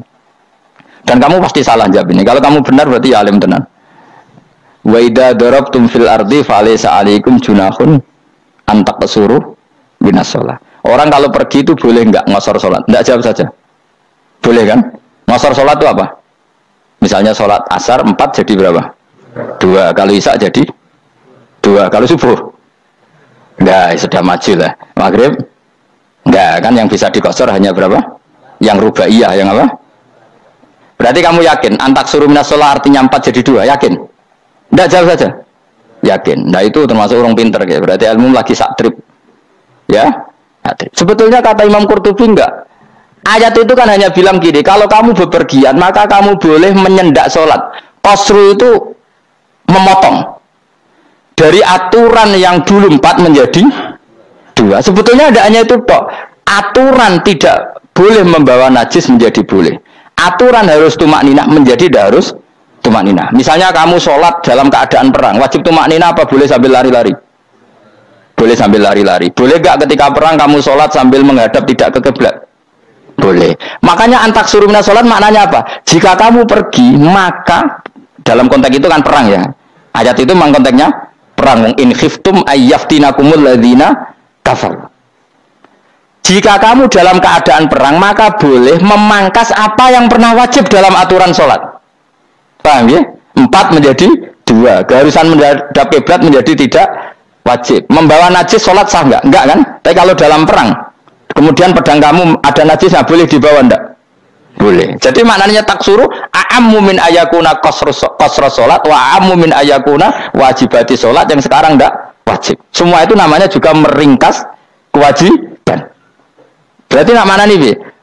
Jika kamu dalam keadaan perang, maka boleh memangkas sesuatu yang dulu wajib menjadi tidak wajib, yang dulu haram menjadi boleh. Tapi mufassir menyontohkan qasrus sholat hanya 4 menjadi 2. Dong ya? Oh ya, nanti alim ngono tenan wis dokter tafsir sah. Enggak tak iki sudah dewe. Tapi apa orang lain ngakui. Jadi itu contoh kecil. Jadi mufassir karena kebetulan dia tahunya hanya qasrus sholat itu 4 jadi 2, dia itu. Padahal di tafsir lain diterangkan qasru itu artinya menyingkat atau mencendak atau memangkas. Dulu wajibnya sholat itu nggak boleh bawa sesuatu yang najis. Tapi kalau sholat dalam keadaan perang dan pedang kamu ada darahnya, boleh nggak dibawa? Boleh. Bahkan Allah menyuruh dibawa.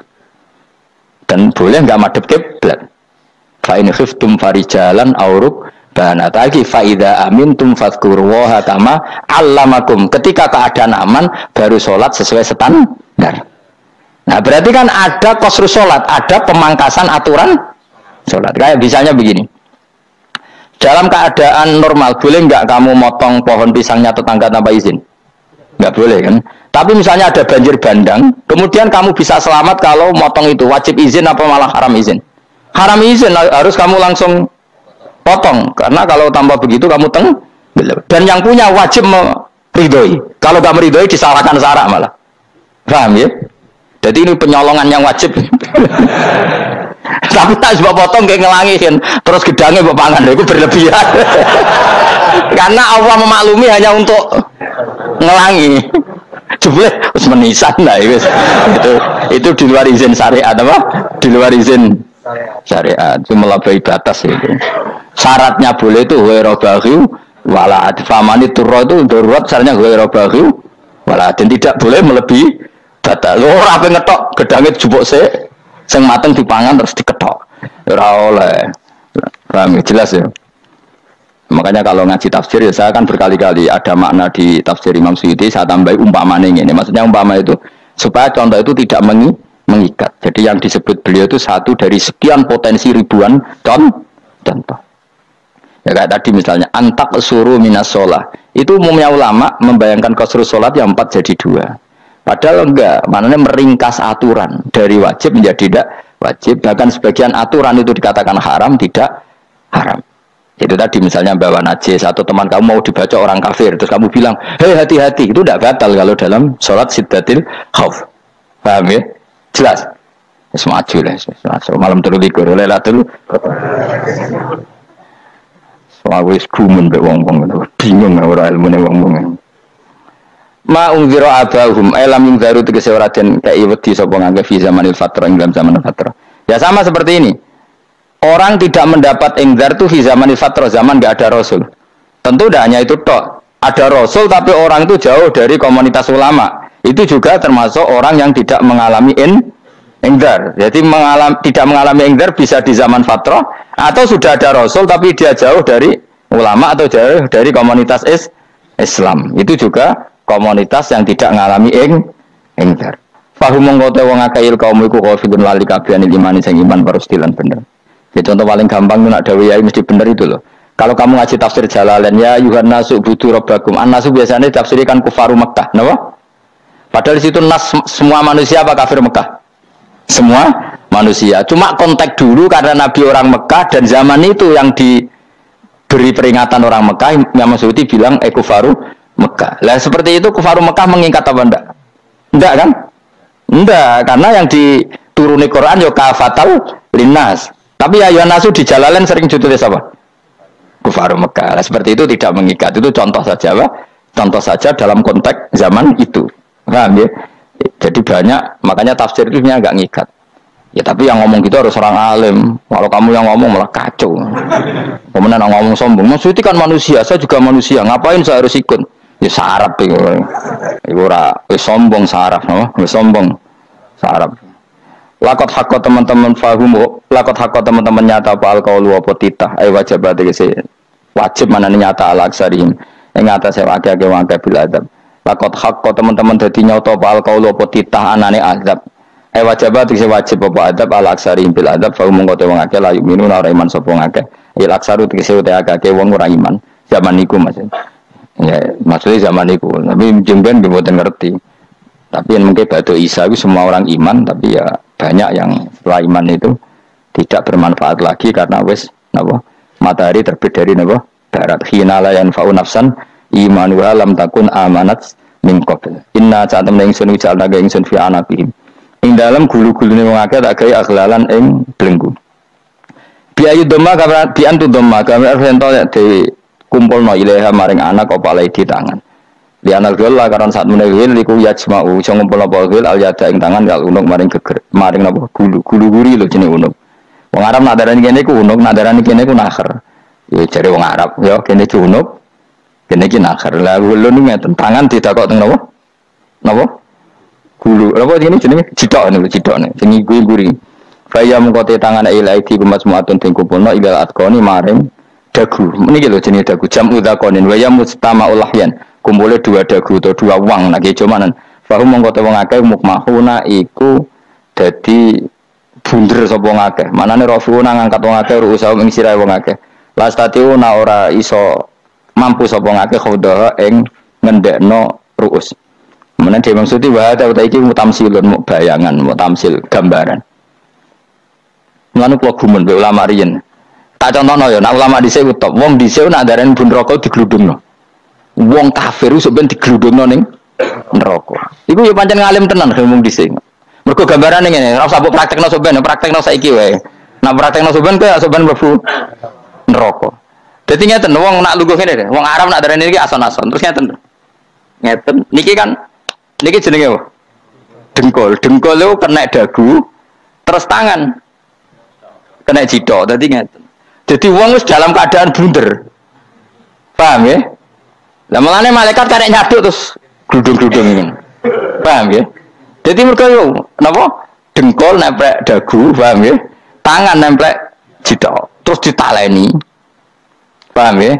Terus ya karek gludung lho, mulane wong kuno nak darane bun neraka ku. Bener. Kowe bayangno saiki sok ben ra usah, gak usah mlebu maksudnya, paham ya? Mulane ape mlayu ora iso, wis posisi ngono, paham ya? Sebenarnya rasa delok, maksudnya itu prakteknya saiki. Menang delok lho. Lah dawuh Imam Suyuti wal muradu te kang den kersakno iku annahum sak temne wong akeh la anu nek ora tunduk sapa wong akeh imane maring iman. Wala faduna nek ora tunduk sapa wong akeh ora ndilukno ru'usau ing sira wong akeh lalu krana iman. Ini tapi dawuh Imam Suyuti. Tentu tidak semua ulama sependapat. Jadi cara Imam Suyuti semua yang dikatakan Quran ini muktamsil.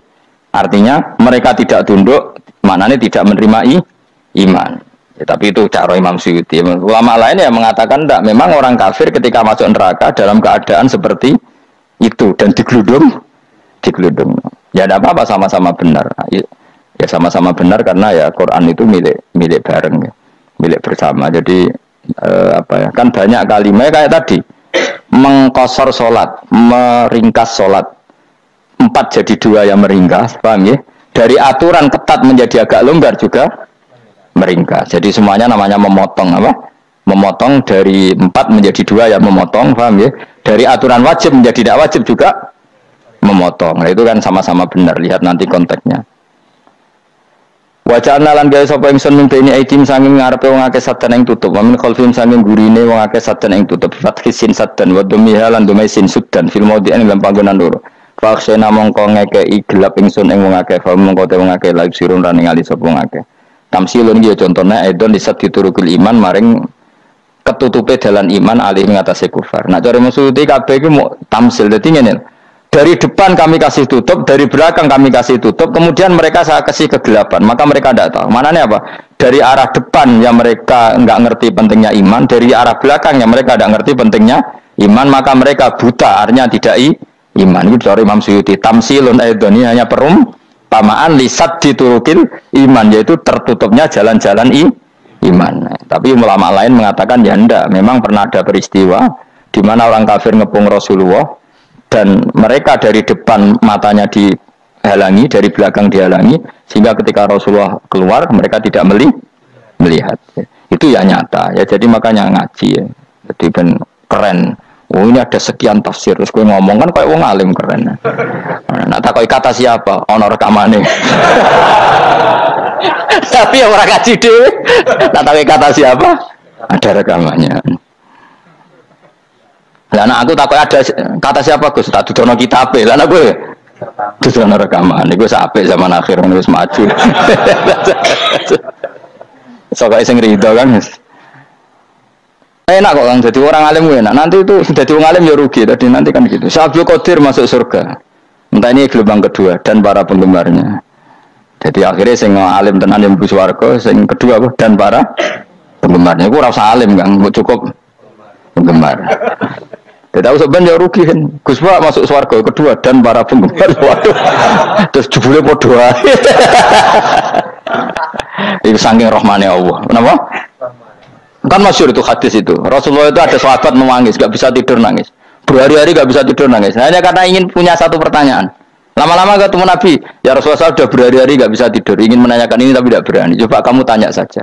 Ya Rasulullah, saya ini kalau mati, engkau kan suatu saat dipanggil Allah, saya tidak ketemu engkau. Makanya mumpung sekarang saya tak melihat wajah engkau sekuat-kuatnya, sepuas-puasnya. Ya Nabi ya. Terus, kenapa? Ya kalau engkau di surga, saya di neraka kan enggak ketemu lagi.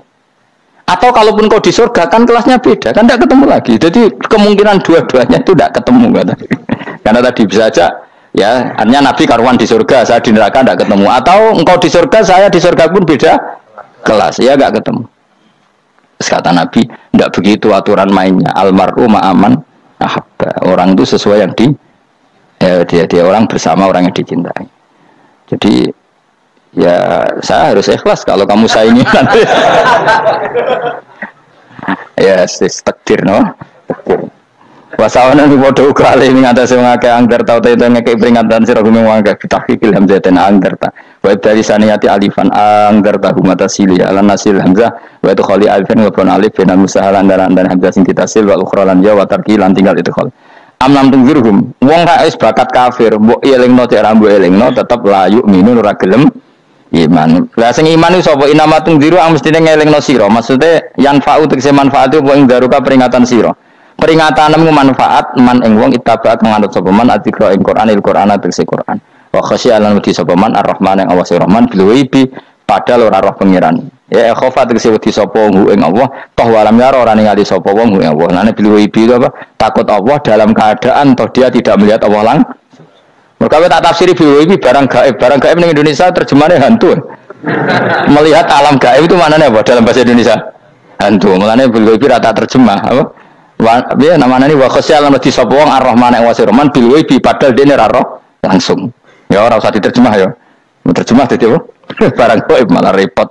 Fabasyiru monggo ngekeki berita gembira sira ing man bimaghfiratin kelawan pengempuranan wa ajrin dan ganjaran karimin yang terhormat. Orang yang seperti itu yang mengikuti Quran dan takut Allah itu layak mendapat maghfirah wa ajrin karim wa ta'ala juru karim wal jannatu swarga. Inna satu ingsun wa nahnu ya ingsun iku nuhyi uripna ingsun al mauta ing wong sing mati libasi krana pas. Wa naktubulan nulis ingsun fil lauhil mahfuz ma ing apa wae kodamu kang nglakoni sapa ngake fi hayatihim.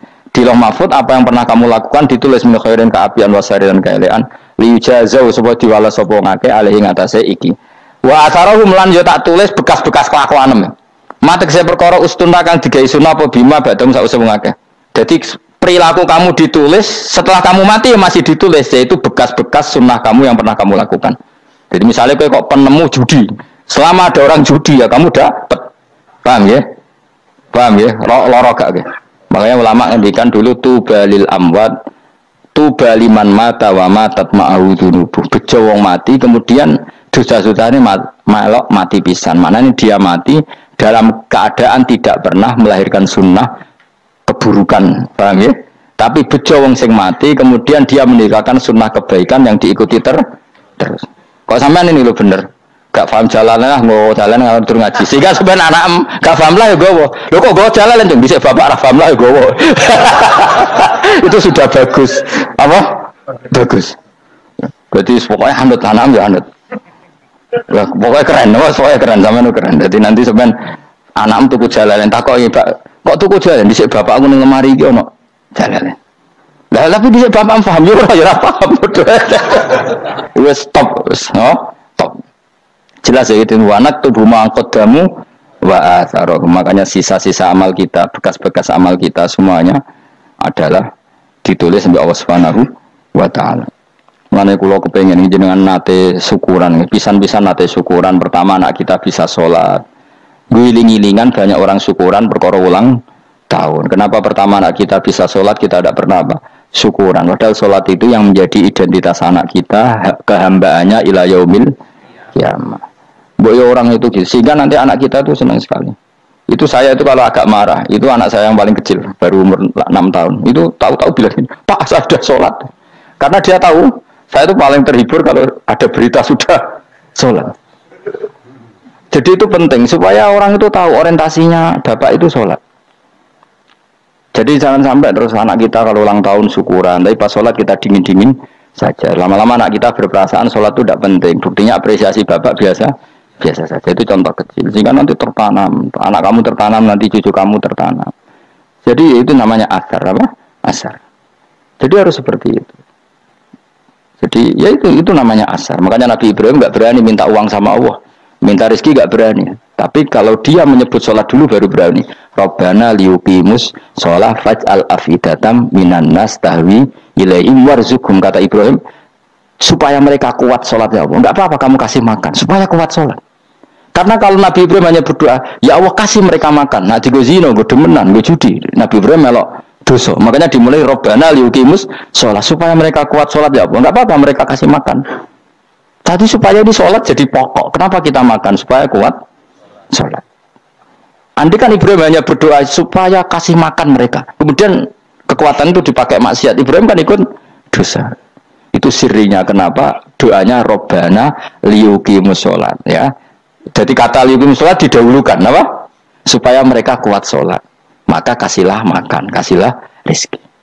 Jadi supaya sholat jadi pusat orientasi. Itu harus dilatih. Ya tentu kamu ngelatihnya sidik-sidik. Wong anake sapa kan gitu, tapi ini kan cerita aja. Maksudnya orangnya biasa wae, maksudnya iku mau cerita. Kowe gelo ya monggo. Terus mutung ra ngaji ya monggo, gampang. Kowe ra ngaji, aku golek murid kok kowe gampang. Kowe golek guru kaya aku kangelan. Ya maksudnya sing gelem ngalah teko ini kan. Oh, liyane larang nang nyewane. Wa asarum lan bekas-bekasnya mereka. Makanya ketika Ahmad bin Hanbal itu ahli hadis, karena selagi riwayatnya dia dipakai orang tahu Rasulullah itu karena ahli hadis. Bener yang paling hebat tentu qala Rasulullah. Tapi apa artinya qala Rasulullah kalau nggak diriwayatkan dari ulama sampai kita? Tapi apa artinya sampai kita nak gak ono sing ngalahi maca ngene iki. Buruhno maca ngene. Paham nggih? Ayo jajal ketu kitab Musnad Ahmad. Nak ora roh gudi larang ngono to. Mergo ora ono sing maca ora ro isine, paling kenangane apa? Gede larang. Tapi baru kayak nasi mojo kemudian bisa, ini juga asar. Sebenarnya kalau oleh niru, aku mati ngorek jalan. Oleh niru. Tapi aja niru sesate. Mau nang dadi ra karu-karuan. Jadi Imam Suyuti loh. Tafsirku udah ngono kuwi. Udah dirusak kabeh. Wa atharahum mastun nabihi ba'dahu. Kalau suwun dilatih, kalau anak-anak sampean mulai bisa sholat, tunjukkan kalau Anda senang lewat syukuran atau lewat apa. Ya harus besar-besaran. Tunjukkan kalau kamu mengapresiasi secara senang, karena itu identitas kita. Apa identitas kita? Wa kullu shay'in ing saben-saben perkara nasbuh